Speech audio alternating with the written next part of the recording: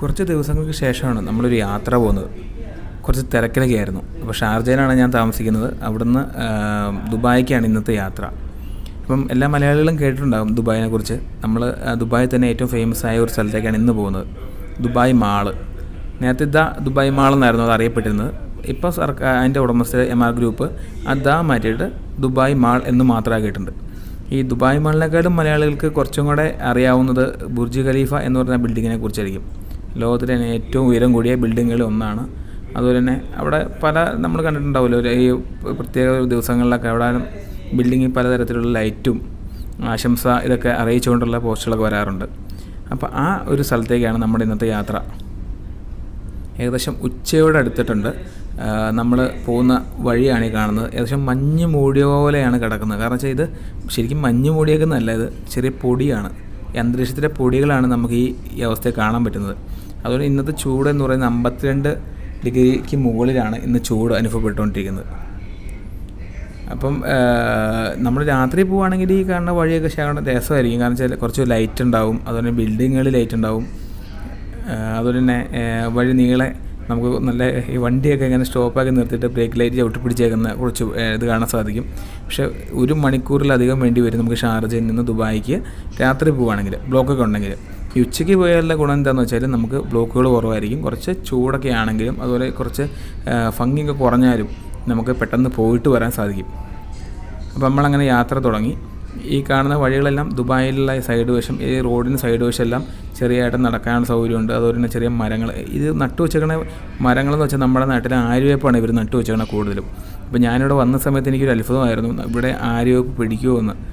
പക്ഷേ ഞാൻ ഈ പോയ യാത്രകളിലൊക്കെ ഇവിടെ ധാരാളമായിട്ട് കണ്ടേക്കുന്ന ഒന്നാണ് ആര്യവേപ്പിൻ്റെ ചെടികളും മരങ്ങളൊക്കെ. നമ്മുടെ നാട്ടിലൊക്കെ ഈ ആര്യവേപ്പ് കണ്ടിട്ട് നമുക്ക് ഇവിടെ വന്നപ്പോൾ എനിക്ക് ഭയങ്കര അതിശയമായിരുന്നു. കാരണം വെച്ചാൽ ഇത് അവിടെ നിന്നാണോ ഇങ്ങോട്ട് കൊണ്ട് നട്ടു വെച്ചത്. ഞാനിത് പലരോടും ചോദിക്കുകയും ചെയ്തു. പക്ഷേ അവർക്ക് ആർക്കും ഈ സംഭവം കണ്ടിട്ടുണ്ടോ, പക്ഷേ ഇത് എവിടെ നിന്നാണോ വന്നതെന്നോ ഇത് ഇവിടെ തന്നെ അതായത് ഇവിടെയുള്ള ഈ നാട്ടിലുള്ളതാണോ എന്നതിനെക്കുറിച്ചൊന്നും ഒരു ധാരണയൊന്നുമില്ല. പക്ഷേ ഇവരെല്ലാം ഇവിടെ വരുമ്പോഴും ഈ ആര്യവേപ്പുകളുണ്ട്. പിന്നെ ഇച്ചിരി നമ്മുടെ നാട്ടിലെ പോലെ വലിയ ഈ തമിഴ്നാടൊക്കെ പോകുമ്പോൾ കാണാൻ പറ്റില്ലേ, വലിയ ആൽമരങ്ങളായിരിക്കും, ഈ വെച്ചാൽ ആര്യവേപ്പിൻ്റെ വേപ്പ് മരങ്ങളായിരിക്കും. പക്ഷേ ഇവിടെ അങ്ങനെയല്ല, ചെറിയ മരങ്ങൾ ആയി വരുന്നതേ ഉള്ളൂ. പിന്നെ നിങ്ങളൊരു കാര്യം ശ്രദ്ധിക്കണം, ഈ ഇട സൈഡ് കാണുന്നതൊക്കെ ഇവർ പണിതുകൊണ്ടിരിക്കുന്നതും പണി തീർത്തതായ കുറേ ബിൽഡിങ്ങുകളാണ്. ഇവിടുത്തെ എല്ലാ ബിൽഡിങ്ങുകളും ഒരു ബിൽഡിങ് മറ്റൊരു ബിൽഡിങ്ങിനൊക്കെ വ്യത്യസ്തമാണ്. എന്നുവെച്ചാൽ ഡിസൈനിങ്ങിലും അതിനകത്തൊക്കെ അവർ ഒരു വെറൈറ്റി അവരെപ്പോഴും പുലർത്തുന്നുണ്ട്. ഈ രാത്രിയൊക്കെ നമുക്ക് ഇത് മൊത്തം ഭയങ്കര ലൈറ്റൊക്കെ ഇട്ടിട്ട് 2 സൈഡും റോഡിലും ലൈറ്റ് ഉണ്ടാവും. നമ്മുടെ ഈ നാട്ടിലൊക്കെ പണ്ടത്തെ ഒരു മെർക്യൂറി ലൈറ്റ് ഉണ്ടല്ലോ, മഞ്ഞ കളറുള്ള ആ ലൈറ്റാണ് ഇവിടുത്തെ ഹൈലൈറ്റ് എന്ന് പറഞ്ഞാൽ. എന്നുവെച്ചാൽ ഇവിടെ നമ്മുടെ നാട്ടിൽ എല്ലാവരും ട്യൂബ് ലൈറ്റിലേക്ക് മാറിക്കഴിഞ്ഞു, ആ ഒരു പ്രകാശത്തിലേക്ക് മാറിക്കഴിഞ്ഞപ്പോൾ ഇവിടെയുള്ള ആൾക്കാർ അതിനെ LED ലൈറ്റ് തന്നെ, പക്ഷേ അത് മെർക്കുറി ആ ഒരു വെളിച്ചത്തിലേക്ക് അതിന് മാറ്റിയേക്കുവാണ്. അതുപോലെ തന്നെ നമ്മുടെ നാട്ടിലെ ഏറ്റവും വലിയ കാശുകാർ, ഏറ്റവും സെലിബ്രിറ്റീസൊക്കെ ഉപയോഗിക്കുന്ന വാഹനങ്ങൾ ഇവിടെയൊക്കെ നമുക്ക് ധാരാളമായിട്ട് കാണാൻ സാധിക്കും. ഇവിടെ കുറഞ്ഞ വാഹനങ്ങൾ നമ്മുടെ നാട്ടിലെ പോലെ കുറഞ്ഞ വാഹനങ്ങളില്ല. അതായത് ടൊയാറ്റോയുടെയും നിസാൻ്റെയും ഏറ്റവും നമ്മുടെ നാട്ടിലൊക്കെ കോടികൾ വില വരുന്ന വാഹനങ്ങളാണ് ഇവിടെ ഏറ്റവും കൂടുതൽ ആളുകൾ ഉപയോഗിച്ചുകൊണ്ടിരിക്കുന്നത്. ഇതൊക്കെ ഒരു ബ്രിഡ്ജാണ്, പല വെറൈറ്റികളിലായിട്ട് ഇവർ പണിതേക്കുന്ന ബ്രിഡ്ജുകൾ. നമ്മൾ ഈ ദുബായിലേക്ക് പോകും തോറും ഈ ബിൽഡിങ്ങിൻ്റെ ഷേപ്പുകൾ മാറും, അതിൻ്റെ ഡിസൈനിങ് മാറും. അതുകൊണ്ട് സിറ്റി തന്നെ മാറിക്കൊണ്ടിരിക്കും. ഞാനിപ്പം ദുബായിലും പോയിട്ടുണ്ട്, ഷാർജയിലും പോയിട്ടുണ്ട്. പക്ഷേ എനിക്ക് കുറച്ചും കൂടെ ലൈറ്റിലൊക്കെ അലങ്കാരം കൂടുതൽ തോന്നിയേക്കുന്നത് ഷാർജയിലാണ്. പക്ഷേ ബിൽഡിങ്ങുകളുടെ ഭംഗിയിലും അതുപോലെ തന്നെ വലിപ്പം എല്ലാം വെച്ച് നോക്കുമ്പോൾ ദുബായിയാണ് അതിനകത്ത് ഒന്നാമത് നിൽക്കുന്നത്. പിന്നെ ഇവിടുത്തെ റോഡുകളെന്ന് വെച്ചാൽ നമ്മളിപ്പോഴും 4 വരി, 1 സൈഡ് 4 വരിയാണ്, അല്ലെങ്കിൽ 6 വരിയായിരിക്കും. രണ്ടും കൂടെ കൂടുമ്പം 8 വരി പാതകളാണ്. അതിൻ്റെ റോഡിൻ്റെ ഗുണമേന്മ പറയാതിരിക്കാൻ രക്ഷയില്ല. നമ്മൾ പോകുന്നതോ അങ്ങനെയുള്ള യാതൊരു പ്രശ്നമില്ല. ഒരു രാത്രിയിൽ ഒരു റോഡ് നന്നാക്കണമെങ്കിൽ ഇവർ ആ ഭാഗം കട്ട് ചെയ്തിട്ട് അന്ന് രാത്രി തന്നെ ഇവർ റോഡ് നന്നാക്കും. അതങ്ങനെ എന്ത് പണി ചെയ്താലും വെൽ നീറ്റായിട്ടാണ് ഇവർ കാര്യങ്ങൾ ചെയ്തുകൊണ്ടിരിക്കുന്നത്. പിന്നെ നമുക്ക് ഇവിടുന്ന് ശരിക്കും ഒരു പോരായ്മ എന്താണെന്ന് എനിക്ക് തോന്നിയ കാര്യം വെച്ചാൽ ഇവിടെ റെയിൽ സംവിധാനം ഇല്ല. കാരണം വെച്ചാൽ നമ്മൾ എന്ത് പോകണമെങ്കിലും റെയിലിൻ്റെ സംവിധാനം ഇവിടെ ഇല്ല. എല്ലാം നമ്മൾ കാറിനോ ബസ്സിനോ തന്നെ ആശ്രയിക്കേണ്ട ഒരു സാഹചര്യമുണ്ട്. നമുക്കിപ്പോൾ ദുബായി പോകണമെങ്കിൽ പോലും നമ്മൾ ഒന്നെങ്കിൽ ബസ്സിനെ ആശ്രയിക്കണം, അല്ലെങ്കിൽ നമ്മുടെ സ്വന്തം കാറിനെ ആശ്രയിക്കണം. നമ്മുടെ മുമ്പിൽ പോകുന്ന വാഹനങ്ങളെല്ലാം നമ്മുടെ നാട്ടിൽ കോടികൾ വില വരുന്ന വാഹനങ്ങളാണ്. പക്ഷേ ഇവിടെ അത് ധാരാളമാണ്. ഇവിടെയുള്ള മലയാളികൾ പോലും ഉപയോഗിക്കുന്നത് നമ്മുടെ നാട്ടിലെ കോടികൾ വിലയുള്ള വാഹനങ്ങൾ തന്നെയാണ്. ഇപ്പോൾ ഇട സൈഡിൽ പല സ്ഥലങ്ങളിലായിട്ട് പണി നടക്കുന്നുണ്ട്, റോഡിൻ്റെ പണി നടക്കുന്നുണ്ട്. പക്ഷേ അതുകൊണ്ടൊന്നും ഇവിടെയുള്ള യാത്രക്ക് ഒരു തടസ്സമോ ഇല്ലെങ്കിൽ നമുക്കൊരു എന്താ പറയുക ബ്ലോക്കോ ഇതങ്ങനെ ഒന്നുമില്ല. അവർ പണി നടക്കുന്നുണ്ടെങ്കിൽ പോലും നമുക്കുള്ള നല്ല സ്പേസ് ആയ വഴികൾ അവിടെ ഇട്ടിട്ടുണ്ട്. ആ വഴിക്ക് നമുക്ക് നന്നായിട്ട് തന്നെ പോകാൻ സാധിക്കും. ഇതാണ് ദുബായിലെ തന്നെ ഏറ്റവും കൂടുതൽ ട്രെൻഡായിട്ടിരിക്കുന്ന ഒരു ബിൽഡിങ്. നമ്മൾ കുറച്ച് അകലെ നിന്നാണ് കാണുന്നത്. രാത്രിയൊക്കെ കാണുവാണെങ്കിൽ എന്താ പറയുക, അസാമാന്യ രസമായിരിക്കും. മൊത്തം ലൈറ്റൊക്കെ ഇട്ട് കണ്ടോ. നമ്മളിപ്പോൾ ഞാൻ പറഞ്ഞില്ല തന്നെ പല ബിൽഡിങ്ങുകളും ഇവർ വ്യത്യസ്തത പുലർത്തുന്നുണ്ടെന്ന്. നമ്മളിപ്പോൾ ഈ കാണുന്നത് തന്നെ ഓരോ ബിൽഡിങ്ങിനും അവരുടേതായ ഒരു വ്യത്യസ്തത അവർ പുലർത്തുന്നുണ്ട്. എല്ലാത്തിനും ആ ഒരു വ്യത്യസ്തതയാണ് അതിൻ്റെ എല്ലാ ഐഡൻറ്റിറ്റി എന്ന് പറയുന്നത്.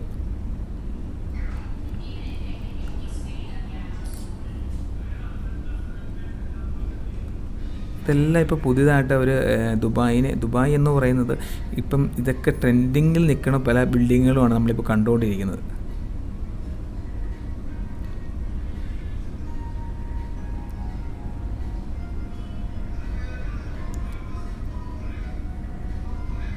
പക്ഷേ ഇവിടെ എല്ലാം നമ്മളിത് പറയുമ്പോൾ പോലും ഇവിടുത്തെ പൊടി നമുക്ക് ഒട്ടും സഹിക്കാൻ പറ്റാത്ത പൊടിയുണ്ട് ഇവിടെ. നമുക്ക് ഈ കാണുന്നത് മൊത്തം ഒരു ചെറിയ മഞ്ഞ് പോലെ കാണുന്നതെല്ലാം ഇവിടുത്തെ ചെറിയ പൊടികളാണ്. അപ്പോൾ ഇത് കഴിഞ്ഞിട്ട് നമുക്കൊരു ഇതുണ്ടായിരുന്നു. ഇത് കഴിഞ്ഞ് 2-3 ദിവസം കഴിഞ്ഞാൽ ഇവിടെ ഒരു പൊടിക്കാറ്റുണ്ടാകുമെന്നൊരു അലർട്ട് വന്നിട്ടുണ്ട്. അപ്പം അതിന് മുന്നോടി ആയിരിക്കണം ഈ കാണുന്ന ചെറിയൊരു എന്താ പറയണേ, ഒരു മഞ്ഞ് മൂടിയൊരു കാലാവസ്ഥ. അത് ശരിക്കും പറഞ്ഞാൽ മൊത്തം പൊടിയാണത്. ഇത് ദുബായ് മെട്രോയുടെ ഇതാണ് നമ്മളെ കാണുന്നതൊക്കെ. അപ്പോൾ അങ്ങനെ നമ്മൾ ദുബായ് ഏറ്റവും കൂടുതൽ ദുബായ് തന്നെ ഏറ്റവും കൂടുതൽ ഫേമസ് ആയ ഇതാണ് ഫ്യൂച്ചർ മ്യൂസിയം. ഇടത് സൈഡ് നമ്മൾ പോലെ കാണുന്നില്ലേ, അതാണ് ഫ്യൂച്ചർ മ്യൂസിയം.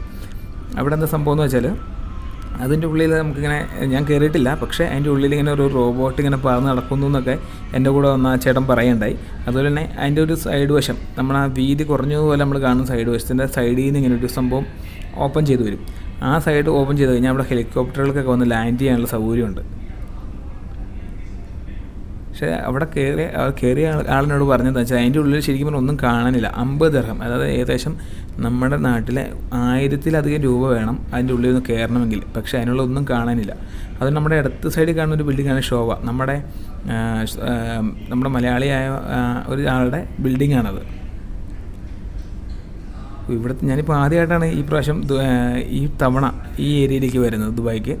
പക്ഷേ എന്താ പറയണേ, വല്ലാത്ത നമ്മൾ അതിശയിപ്പിക്കുന്ന കാഴ്ചകളാണ് ഇത്. ശരിക്കും നമ്മൾ ഉച്ചയ്ക്ക് കാണുന്നതിനേക്കാളും മനോഹാരിത ഒരു വൈകുന്നേരം ഒരു 7 മണി കഴിഞ്ഞിട്ട് കാണുകയാണെന്ന് എനിക്ക് തോന്നുന്നു.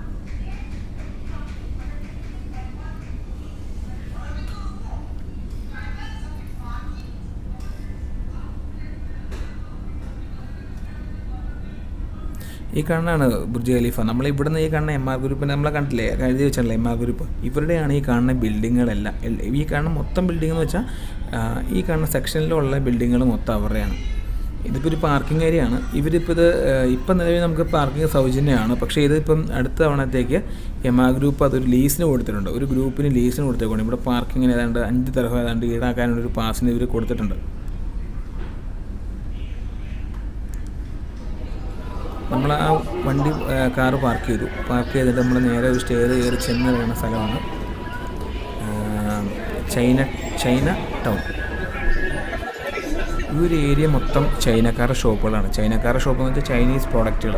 അതായത് ഈ കാണുന്ന ഒരു ലൈറ്റൊക്കെ ഉണ്ടല്ലോ, അതൊക്കെ അവർ ചൈനയിലെ ഒരു ലൈറ്റിൻ്റെ ഒരു പ്രതീതി ഉണ്ടാക്കാൻ ശ്രമിച്ചിട്ടുണ്ട്. ധാരാളം ആൾക്കാരൊക്കെ ഇവിടെ നിന്ന് ഫോട്ടോ എടുക്കുന്നുണ്ട്. പിന്നെ ഒരു വെറൈറ്റിയാണ് നമ്മുടെ ചായ, അതുപോലെയുള്ളൊക്കെ ചൈനയുടെ രീതിയിലുള്ള ചായകൾ, അതിനുള്ള പ്രോഡക്റ്റ്സുകളൊക്കെ നമുക്കിന്ന് വാങ്ങാൻ സാധിക്കുന്നുണ്ട്. പിന്നെ നമ്മൾ ആ നേരെ ചെന്ന് ഒരു ചെറിയ ഇടനാഴിയുണ്ട്. ആ വഴിക്ക് നമ്മൾ നേരെ ചെന്ന് കാണുമ്പോൾ ഈ ചൈനയുടെ പരമ്പരാഗതമായ പല ഇതിൻ്റെ ഇത് കാണുന്നുണ്ട്. അതുപോലെ തന്നെ നമ്മൾ നേരെ കാണുന്നുണ്ടല്ലോ MR ഗ്രൂപ്പിൻ്റെ ഒരു പരസ്യമുള്ളൊരു സ്ക്രീനാണ്.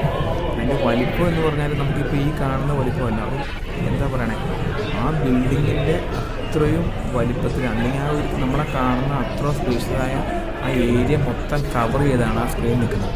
അതിലൂടെ കാണിക്കുന്ന മൊത്തം ഇതിൻ്റെ പരസ്യമാണ്. ഈ ദുബായ് മാളിൻ്റെ, അതുതന്നെ MR ഗ്രൂപ്പിൻ്റെ കീഴിലുള്ള സ്ഥാപനങ്ങൾ, അതിൻ്റെയൊക്കെ പരസ്യങ്ങളാണ് നമ്മളവിടെ കണ്ടുകൊണ്ടിരിക്കുന്നത്. ഈ താഴെ കാണുന്നതാണ് സ്കേറ്റിംഗ് ചെയ്യുന്ന സ്ഥലം. അതായത് കാണുന്ന മൊത്തം മഞ്ഞാണ്. അതായത് മഞ്ഞിൻ്റെ നമ്മൾ ഈ മഞ്ഞുമലയിലൊക്കെ ചെന്ന് ചെയ്യില്ലേ, അതുപോലെ ആ കാണുന്ന ഐസ് കൊണ്ട് തന്നെ ഉണ്ടാക്കിയിരിക്കുന്ന ഒരു പ്രതലമാണ് ആ കാണുന്നത്. അവിടെയാണ് കുട്ടികൾ സ്കേറ്റ് ചെയ്തുകൊണ്ടിരിക്കുന്നത്. ധാരാളം ആളുകൾ അവിടെ നിന്ന് മേളിൽ നിന്ന് ഈ കാഴ്ചകൾ കാണുന്നുണ്ട്. അവരുടെ രക്ഷകർത്താക്കളുണ്ട്, പേരൻസുണ്ട്. അതുപോലെ തന്നെ വന്നു ഈ ദുബായ് മാൾ കാണാൻ വന്നേക്കുന്ന ആൾക്കാരുണ്ട്. ഈ ദുബായ് മാൾ കാണാൻ വരാൻ വേണ്ടിയിട്ട് നമുക്ക് പ്രത്യേക പാസോ അങ്ങനെയുള്ള കാര്യങ്ങളൊന്നും ആവശ്യമില്ല. പക്ഷേ ബുർജ് ഖലീഫ കാണാൻ പോകണമെങ്കിൽ നമുക്ക് പ്രത്യേക പാസ് ഇവിടെ നിന്ന് എടുക്കണം. ഇതിവിടെ അത് അവൈലബിൾ ആണ്. നേരെ കാണുന്നൊരു കഫ്റ്റീരിയ ആണ്. അത് ചെറിയ സ്ക്രീനിനെ ഒരു ചതുരത്തിലേക്ക് വെച്ചിട്ടുണ്ട്. അതിന് ആ ചതുരത്തിനുള്ളിൽ വിട്ട് കഴിഞ്ഞാൽ മൊത്തം വീണ്ടും സ്ക്രീൻ നമുക്ക് കാണാൻ സാധിക്കും. നമ്മൾ അവിടെ വിട്ട് നമ്മൾ നേരെ ചെന്ന് ഇറങ്ങണമുണ്ടല്ലോ, ഒരു വളരെ പ്രത്യേകതയുള്ളൊരു സ്ഥലത്തേക്കാണ്.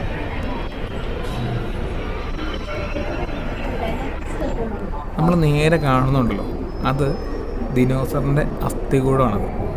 അത് വർഷങ്ങൾ പഴക്കമുള്ള ദിനോസറിൻ്റെ അസ്ഥികൂടം ഈ ഗ്രൂപ്പ് അമേരിക്ക ഇവരത് എഴുതി വെച്ചിരിക്കുന്നത് 2008 അമേരിക്കയിൽ നിന്ന് കിട്ടിയെന്നാണ് അവർ പറഞ്ഞിരിക്കുന്നത്. അതൊന്നെങ്കിൽ ഒരു വാങ്ങിയേക്കുന്നതായിരിക്കാം, ഇല്ലെങ്കിൽ ഈ ഗ്രൂപ്പിന് കിട്ടിയതായിരിക്കാം, എന്താണെന്ന് അറിയത്തില്ല. പക്ഷെ സംഭവം ഇവിടെ വച്ചിട്ടുണ്ട്. നമുക്ക് ചെന്ന് നമ്മുടെ ജീവിതത്തിൽ ആദ്യമായിട്ടാണ് ഒരു ദിനോസറിനെ അസ്ഥികൂടം കാണുന്നത്. അതുപോലെ തന്നെ എന്താ പറയുക, ഭയങ്കര ത്രില്ലിംഗ് ആണ് നമുക്ക് കാണുമ്പോൾ. ഇത് അസ്ഥികൂടം പലതും നമ്മൾ കമ്പി വെച്ച് ഇങ്ങനെ കെട്ടി വെച്ചിട്ടുണ്ട്. കാരണം വെച്ചാൽ ഈ ഷേപ്പിലേക്ക് അവർ എത്തിച്ചേക്കുന്നത് ഇതിൻ്റെ അസ്ഥികൂടം എല്ലാം പറക്കി വെച്ചിട്ട് അതൊരു കമ്പിയിൽ സ്ക്രൂ ചെയ്ത് ബോൾട്ട് ചെയ്ത് വെച്ചേക്കുവാണ്.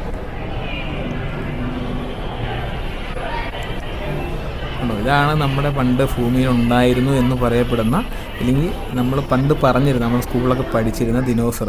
ആ സംഭവം നമ്മളിപ്പോൾ അതിൻ്റെ അസ്ഥികൂടം നമ്മൾ നേരിട്ട് കാണുകയാണ്. ഇത് കാണാൻ വേണ്ടിയിട്ട് തന്നെയായിട്ട് ധാരാളം ആൾക്കാർ ഇങ്ങോട്ട് ഇറങ്ങി വരുന്നുണ്ട്. പിന്നെ നമ്മൾ അവിടെ നിന്ന് ഇതൊന്നും കാണാനില്ല. പിന്നെ നേരെ തന്നെ മേളിലേക്ക് കയറി നമ്മൾ നേരെ ആ ദുബായ് ആദ്യം നമ്മൾ എത്തിയില്ലേ സ്കേറ്റ് ചെയ്യുന്ന സ്ഥലം, അവിടെ എത്തി. അവിടെ ധാരാളം ആൾക്കാർ സ്കേറ്റ് ചെയ്യുന്നുണ്ട്. ചെറിയ കുട്ടികളാണ്, കൂടുതലും കുട്ടികളാണ്. കുറേ പേര് വീഴുന്നുണ്ട്. അതുപോലെ തന്നെ ഒരു പെൺകുട്ടിയുണ്ട്, ഈ വരുന്നൊരു പെൺകുട്ടി, ഇതല്ല അതിൻ്റെ പുറകെ വരുന്നൊരു പെൺകുട്ടി. ആ കൊച്ച് നല്ല സൂപ്പറാണ്. കുറേ നേരം ഞങ്ങൾ നോക്കിയിരുന്നു. അത് കഴിഞ്ഞിട്ട് വീണ്ടും നമ്മൾ യാത്ര തുടങ്ങി. കാരണം വെച്ചാൽ ഇന്ന് കണ്ട ഒരു ദിവസം മുഴുവൻ നമുക്ക് നടന്നാൽ പോലും തീരാത്തത്ര വലുപ്പത്തിലുള്ളതാണ് ഈ ദുബായ് മാൾ. അതായത് ഏകദേശം ലോകത്തിലെ തന്നെ ഏറ്റവും വലിയ മാളുകളിൽ ഒന്നോ രണ്ടോ ഒക്കെ എടുത്താൽ 1, 2, 3 സ്ഥാനങ്ങളിലൊക്കെ വരുന്ന ഒരു മാളാണ് ദുബായ് മാളെന്ന് പറയുന്നത്. ഇതിൻ്റെ പ്രത്യേകത എന്താണെന്ന് വെച്ചാൽ ഇവർ പ്രതീക്ഷ ഒരു 5 കോടി 3 കോടി ആൾക്കാർ ഒരു വർഷം വിസിറ്റ് ചെയ്യുമെന്നാണ് ഇവർ കരുതിയിരുന്നത്. പക്ഷേ 2023, 2024 കാലയളവിൽ 15 കോടിയിലധികം ആൾക്കാരാണ് ഒരു വർഷം ആ ഒരു 2003 കാലയളവിൽ ഇവിടെ വന്ന് വിസിറ്റ് ചെയ്തിരുന്നത്. അപ്പം അത്രയും പ്രശസ്തമായൊരു മാളിലാണ് നമ്മളിവിടെ നിൽക്കുന്നത്. ഇവിടെ 2000 ഷോപ്പുകളുണ്ട് മൊത്തത്തിൽ ഈ ബിൽഡിങ്ങിൽ. 2000 ഷോപ്പുകളുണ്ട്. അതിൽ തന്നെ 200 ഫുഡ് കോർട്ട് എന്നാണ് ഇവർ ആവശ്യപ്പെടുന്നത്. ഇവർ നമുക്കൊരു ചെറിയൊരു ബുക്ക് ലൈറ്റൊക്കെ തരും. അതിനകത്ത് ഇവർ പറയുന്നത് എന്താണെന്ന് വെച്ചാൽ 200-ലധികം ഫുഡ് ടേസ്റ്റ് ചെയ്യാനുള്ള, വിവിധ രാജ്യങ്ങളിലെ ഫുഡ് ടേസ്റ്റ് ചെയ്യാനുള്ള സൗകര്യം നമുക്കിവിടെ ഉണ്ട്.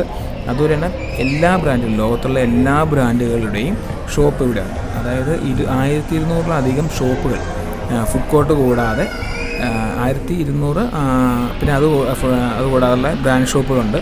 അതുകൂടാതെ നമ്മുടെ ഈ ഡ്രസ്സുകൾ അങ്ങനെയുള്ള പല എല്ലാം കൂടെ കൂട്ടി 2000-അധികം വരുന്ന ഷോപ്പുകൾ ഇവിടെ ഉണ്ടെന്നാണ് ഇവർ അവകാശപ്പെടുന്നത്. പിന്നെ ഇതിൽ പ്രത്യേകത വെച്ചാൽ നമ്മൾ ഓരോ സൈഡിൽ ചെല്ലുമ്പോഴും ഓരോ ഇതുപോലുള്ള ഏരിയകൾ കാണും. നമ്മളെ എന്താ പറയുക, നമുക്ക് ഓരോ അതിശയം ഉണ്ടാക്കുന്ന പല നിർമ്മിതികൾ ഇവർ ഇതിൻ്റെ ഉള്ളിൽ തന്നെ നിർമ്മിച്ചിട്ടുണ്ട്. ഒരു സൈഡ് വെള്ളച്ചാട്ടമാണെങ്കിൽ വേറെ സൈഡ് നമുക്ക് അക്വേറിയം ആയിരിക്കും. അതുകൊണ്ട് വേറെ സൈഡ് പല ഒരു എന്താ പറയുക, കാഴ്ചകളെ നമുക്ക് മനോഹരമാക്കാൻ പല നിർമ്മിതികൾ ഇവിടെ നിർമ്മിച്ചിട്ടുണ്ട്. ഈ കാണുന്നൊരു കൃത്രിമമായിട്ട് നിർമ്മിച്ചേക്കുന്നൊരു വെള്ളച്ചാട്ടമാണ്. അതെങ്ങനെയാണെന്ന് വെച്ചാൽ പ്രതലം നല്ല, അതിൻ്റെ ആ വെള്ളം വരുന്ന സംഭവം എല്ലാം നല്ല പ്രതലത്തിൽ ആണ് നിർമ്മിച്ചേക്കുന്നത്. അതിൻ്റെ മേളിൽ നിന്ന് വെള്ളം ഒഴുകി വിട്ട് കഴിഞ്ഞാൽ ഈ കാണുന്ന തരത്തിലാണ് വരുന്നത്. അപ്പം നമുക്ക് ശകല അകലയിൽ നിന്നൊക്കെ നമുക്ക് തോന്നും വെള്ളം ഒഴിച്ചിറങ്ങുന്ന പോലെയാണ് തോന്നുന്നത്. ഒരു ഭയങ്കര രസമായിട്ട് പതഞ്ഞിങ്ങനെ വരുന്നതായിട്ട് നമുക്ക് കാണാൻ സാധിക്കും. ഞാനിവിടെ വന്ന സമയത്ത് ധാരാളം മലയാളികൾ ഇവിടെ ഉണ്ട്. ഇവരെല്ലാം ഇവിടെ നിന്ന് ഫോട്ടോ എടുക്കുന്നുണ്ട്. ധാരാളം മലയാളികളാണ് ഇവിടെ കൂടുതലും വന്ന് പോകുന്നത്.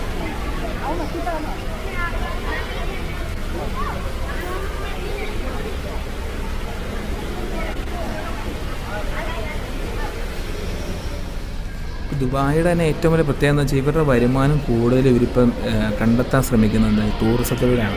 അതായത് ഇവർക്ക് അതിൻ്റെ 10% താഴെയാണ് പെട്രോളിയം ഉൽപ്പന്നങ്ങൾ എന്നുള്ള വരുമാനമുള്ളൂ. ബാക്കിയുള്ള ദുബായിയുടെ മെയിൻ വരുമാനം എന്ന് തന്നെ പറയുന്നത് ടൂറിസവും അതുപോലെ തന്നെ ഫൈനുമാണ്. ഫൈൻ എന്ന് വെച്ച് കഴിഞ്ഞാൽ ഇവിടെ നിയമങ്ങൾ നമ്മൾ ലിങ്ക് ചെയ്യുമ്പോൾ ഇവിടെ ഭയങ്കര കർശനമായ പെനാൽറ്റിയാണ് ഇവർ ഈടാക്കുന്നത്. അതുപോലെ മറ്റ് ടൂറിസ്റ്റുകൾ വരുന്ന അതിൽ നിന്നുള്ള വരുമാനം. അപ്പോൾ അവരെ ആകർഷിക്കുന്നുള്ള എല്ലാ, അതായത് അതിൻ്റെ ഏറ്റവും ടോപ്പ് ലെവലിലുള്ള നിർമ്മിതികളാണ് ഇവർ നിർമ്മിച്ച് വെച്ചേക്കുന്നതും. അതുപോലെ തന്നെ ഇവിടെ നമുക്ക് പോകുന്ന വഴിക്കല്ലേ ഇവരുടെ ക്വാളിറ്റി, ഈ കാണുന്ന സ്ഥലങ്ങളെല്ലാം ക്വാളിറ്റി നമുക്ക് പറഞ്ഞറിയിക്കാൻ രക്ഷയില്ല. ഇത്രയും വലിയ ബിൽഡിങ്ങാണ്, ഇത്രയും ലക്ഷക്കണക്കിന് ആൾക്കാർ വന്നു പോകുന്നുണ്ട്. നമുക്ക് പുറത്ത് 52 ഡിഗ്രിയിലധികം ചൂടുണ്ടെങ്കിലും ഇതിൻ്റെ ഉള്ളിൽ ഇത്രയും വലിയ ബിൽഡിങ്ങും അവിടെ കൂളാക്കി നിർത്തിയേക്കുവാണ്. അത് പറയാതിരിക്കാൻ രക്ഷയില്ല. നമ്മൾ പുറത്തൊക്കെ ചൂടായിട്ട് നമ്മൾ പെട്ടെന്ന് നമ്മളതിൻ്റെ ഉള്ളിലോട്ട് കയറുമ്പോൾ നമ്മൾ പെട്ടെന്ന് നമ്മൾ നോർമലായിട്ടിരിക്കും. അത്രയ്ക്ക് നന്നായാണ് ഇവരിത് മെയിൻറ്റെയിൻ ചെയ്തുകൊണ്ടിരിക്കുന്നത്. പിന്നെ നമുക്ക് ഈ വീഡിയോ കണ്ടാൽ തന്നെ മനസ്സിലാവുന്നൊരു കാര്യമുണ്ട്, ഇവിടെ അറബികളേക്കാൾ കൂടുതൽ വിദേശികളാണ്, വിദേശ രാജ്യങ്ങളിലെ പൗരന്മാരാണ് വന്ന് വിസിറ്റ് ചെയ്തുകൊണ്ടിരിക്കുന്നത്.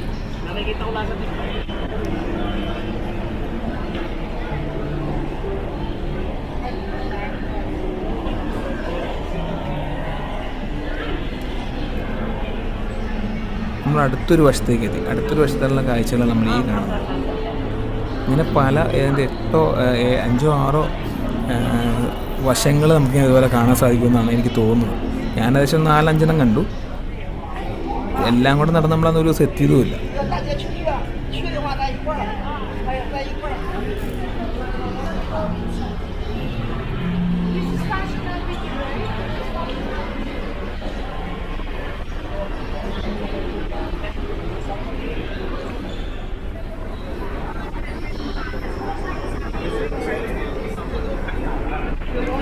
നമുക്ക് ഇനി കാണാൻ പോകേണ്ടതാണ് ഇവിടുത്തെ ഏറ്റവും പ്രധാനപ്പെട്ട ഒരു കാഴ്ച എന്ന് പറയുന്നത് ലോകത്തിലെ തന്നെ ഏറ്റവും വലിയ അക്വേറിയം. ലോകത്തിലെ ഏറ്റവും വലിയ അക്വേറിയം സ്ഥിതി ചെയ്യുന്നത്, അതായത് മനുഷ്യനിർമ്മിതമായ അക്വേറിയം സ്ഥിതി ചെയ്യുന്നത് ഇവിടെയാണെന്നാണ് ഇവർ അവകാശപ്പെടുന്നത്. അപ്പോൾ നമുക്ക് എന്തായാലും ആ കാഴ്ചകളിലേക്കൊന്ന് പോകാം. അപ്പോൾ ആ പോകുന്ന ഒരു വഴിയാണ് ഈ കാണുന്നത്. ഇതെല്ലാം ഓരോ ഷോപ്പുകളാണ്. ലോകത്തിലെ ഏറ്റവും പ്രധാനപ്പെട്ട പല ബ്രാൻഡുകളും വിൽക്കുന്ന ഷോപ്പുകളാണ് ഈ കാണുന്നത്.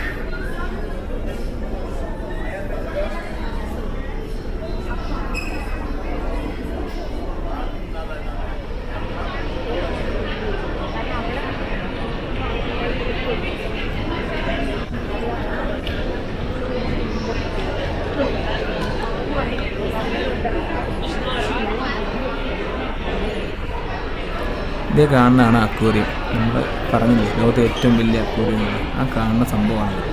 അതിന് ഈ കാണുന്ന വശമല്ല, അതിൻ്റെ അപ്പുറ സൈഡുണ്ട്. ഈ 4 വശങ്ങളിലും നമുക്ക് കാണാൻ സാധിക്കുന്നതാണ്. ഏകദേശം 2 നില ബിൽഡിങ്ങിൻ്റെ അത്ര വലിപ്പത്തിലാണ് ആ അക്വേറിയം സ്ഥിതി ചെയ്യുന്നത്.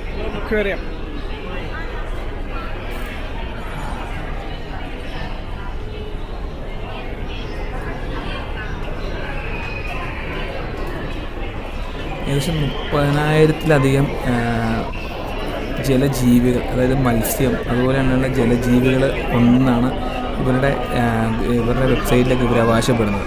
അപ്പോൾ അത് എത്രത്തോളം ഉണ്ട് നമുക്കറിയത്തില്ല. പിന്നെ ചില ദിവസങ്ങളിൽ വന്നു കഴിഞ്ഞാൽ ഇതിൻ്റെ ഉള്ളിലേക്ക് ഒരു ഭക്ഷണത്തിനായിട്ട് ആളുകൾ ഇറങ്ങുന്നുണ്ട്, ഓക്സിജൻ സിലിണ്ടറൊക്കെ ആയിട്ട് ഇറങ്ങുന്നുണ്ട്. ആ കാഴ്ചകളിലൊക്കെ ചില ദിവസങ്ങളിൽ വന്നാൽ കാണും. ഏകദേശം വെള്ളിയാഴ്ചയാണെന്നാണ് എനിക്ക് തോന്നുന്നത്, കൃത്യമായിട്ട് അറിവില്ല.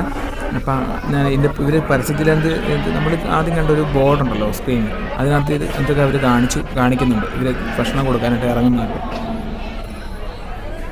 ഇവർ പറയുന്നത് ഏകദേശം 30,000-ലധികം മീനിൻ്റെ പല വെറൈറ്റികൾ ഇതിൻ്റെ ഉള്ളിലുണ്ടെന്നാണ് ഇവർ അവകാശപ്പെടുന്നത്.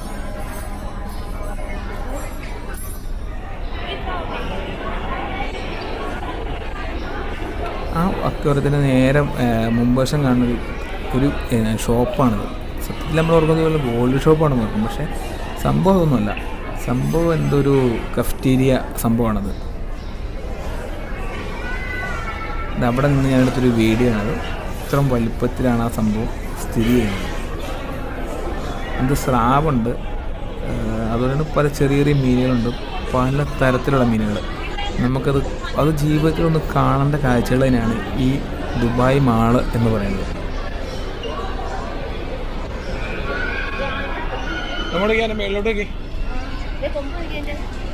ഒരു രാജ്യത്തിൻ്റെ ടൂറിസത്തെ എങ്ങനെ ഡെവലപ്പ് ചെയ്യാം, എങ്ങനെ അത് ഒരു കച്ചവടമാക്കി എടുക്കാം എന്ന ഒരു ബിൽഡിങ്ങുകളിൽ പോലും കാണിച്ചു തന്ന ഒരു എന്താ പറയുക ടൂറിസമാണ് ദുബായിയുടെ എന്ന് പറയാതിരിക്കാൻ വയ്യ.